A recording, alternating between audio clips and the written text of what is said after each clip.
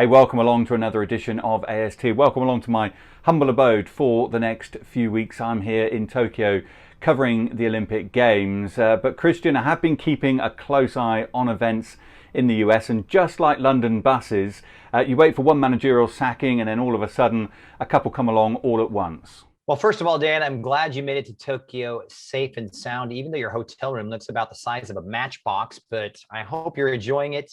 Back here stateside, as you mentioned, second manager fired this season, the second time in 2 seasons that Atlanta United have said goodbye to a highly regarded coach with an international pedigree as they fire Gabriel Heinze on Monday, ending a 13-game run, just 212 days in charge. They just can't seem to find the replacement for Tata Martino.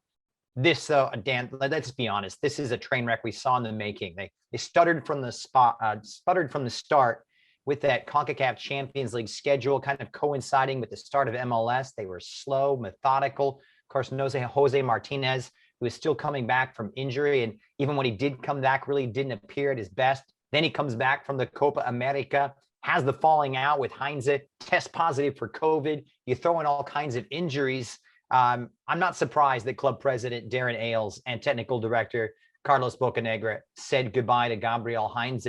Heinze is a hard man. He's an old school type of manager, almost in the mold of his old boss, Sir Alex Ferguson at Manchester United. Likes to get a hold of the players, demands the best of them, has a strict diet regimen, wants the best in fitness. But this got so bad, some of the players were complaining to MLS HQ about too stringent training in the hot Georgia heat, the denial of some water, perhaps some dehydration coming into the players. This is just crazy stuff. And, you know, whether it's right or wrong, and we'll never know exactly why, the reason, it just didn't work out. They continue to find that replacement for Tata Martino, but it's a search that really hasn't come up with the goods and hasn't seen Atlanta really become that team we saw. It was so impressive in the 2018 and 2019 campaign. 8 games winless, 2 wins in 13. He had to go, and now they have to go back to the drawing board. Yeah, no matter where you are in the world, if you can't win a game in 8, that's normally the end of the road in terms of the manager. But staying in the Eastern Conference, Christian, and Chicago Fire, well, they were on a bit of a mini return to form themselves, but that came to a juddering halt against Nashville. Nashville, what did you make of their performance? A 5-1 thumping win against Chicago, as well as their overall performance so far in this MLS season. It was absolutely stunning, outstanding. Their biggest win in club history, their best performance, in my estimation, in club history. We could talk about everything. The fact is, an individual changed this game, and Ani Mukhtar, who scored the fastest hat trick in MLS history and scored it in the span of 6 minutes to put Nashville up 3-0 after just 16 minutes. They came out with guns a-blazing. You and I have talked about this on AST before. Nashville, a team that's solid at the back under Gary Smith. They do play with 3, but they don't let in a lot of goals. If they could score a lot of goals, we knew they would be a menace. Now they're starting to get them, not just from Mukhtar. We're seeing him from CJ Sapong.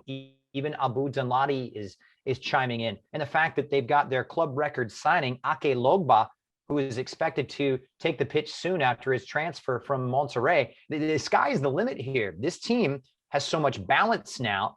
They've got the utmost confidence. I thought they played really tough in the middle with Anunga partnering with Dax McCarty, who showed his veteran MLS experience. And looking ahead here, Dan, a visit to Columbus, which is going to be tough, but then they have 2 very much winnable games in the 2 matches following, at home to FC Cincinnati on Saturday before opening up August in Toronto against TFC. So things are looking great for Nashville. Well, here on AST, we tend not to focus too much on the negative, but for Johan Kappelhoff, really a game to forget for him. At fault for that first goal, also then getting sent off as well. What did you make of his performance? What did you make of Chicago Fire?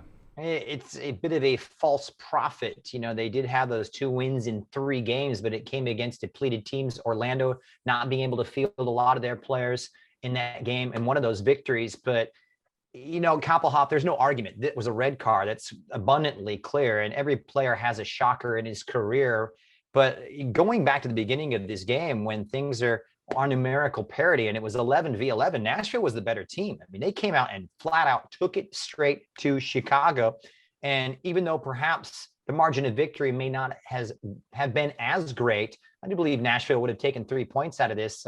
Chicago, we've talked about how it might not be a run of games that indicated they had turned the corner. You have to be careful because they didn't really play anybody of circumstance. So for Chicago, I think they've got to look themselves in the mirror. They need more attacking consistency. I still think they need more goals from Robert Beric, and they've got to go back to the drawing board and reassess. We're turning to the Western Conference now, and I feel like we have to pat ourselves a little bit on the back here. We kind of called it that Minnesota would provide quite a challenge for the runaway leaders, Seattle Sounders, and so it proved. It did prove, and I'm going to give you more credit than me. I thought Seattle was going to take maximum points. I mean, you knew Minnesota United FC was really going to be up for this one, given the recent history and the fact that Minnesota was bounced out of the Western Conference Finals last season by the same Seattle team that, they've had the jinx over Minnesota United, who hadn't beaten Seattle going back to the 2017 campaign, their first in Major League Soccer. All credit to Adrian Heath. It's a team that bounced back, the old bounce back ability, right? They were beaten on the road by the Colorado Rapids in Colorado before the 10-game international break. And Heath said, hey, it's not good enough. Everybody's coming back from their break. They're going to come back and train. We're going to work on the basics. They got back to basics. I thought they were strong through the middle. They created chances. It was an imposing first half, and rarely do you see a team impose its will against a Seattle team like Minnesota United did. Robin Lod's move, kind of flipping with Hunu up top, really provide a little extra sharpness in the attacking third. I thought he was denied a penalty, but, credit the Finn, who just kind of brushed it off and came back and scored moments later. They hung on at the end a little bit defensively. Tyler Miller made some good saves, but, all in all, a good response. And coming up next for them in Minnesota, a tough clash at home to Portland, and then they have to settle for a trip to LAFC, who have kind of turned the corner right now. So this is something that I think this result will lift their confidence. This is a season-changing result for Minnesota United FC. It can be if they can kick on from here. Well, before we go, let's just touch quickly on the Gold Cup and the US men's national team beating Canada in their final group game 1-0. The goal coming after just 20 seconds. But what did you make overall of the US performance as well as Canada's as well? Well, for the U.S., I mean, you got to give them credit. You win your group, you get a clean sheets, and you take 3 points. Pat on the back, job well done. But for me, 20 seconds in, this goal came too early. I thought the U.S., despite the victory, was very unconvincing. On the balance over 90 minutes, I thought Canada was the better team, and they had a shout for a penalty that was denied.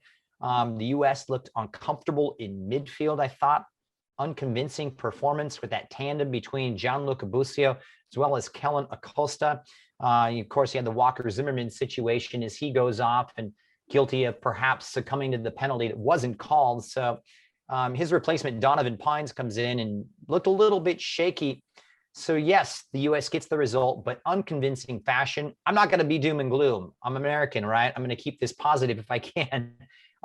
Positive notes, Miles Robinson looked good in defense along with James Sands. I thought Sam Vines continued to impress in his left back role.